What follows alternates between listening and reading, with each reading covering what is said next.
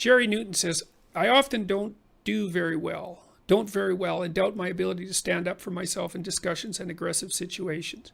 How do I know when I've incorporated my shadow?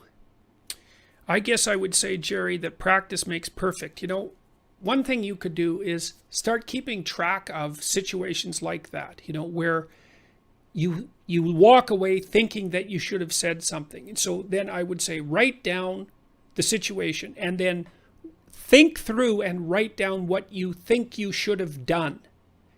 And then, because that's going to help you be sharper on the draw and more ready when, and then, so write down the situation, write down what you think you should have done. Then sit and imagine the situation as vividly as you can, right? Get the pictures in your head and imagine yourself doing that, and try to get the psychophysiological responses up as well, so that you make it as realistic as possible.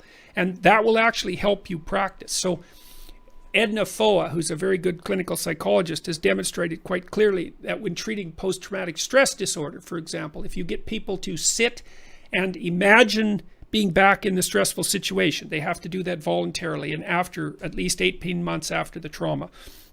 And she did psychophysiological recording of heart rate and skin conductance and that kind of thing.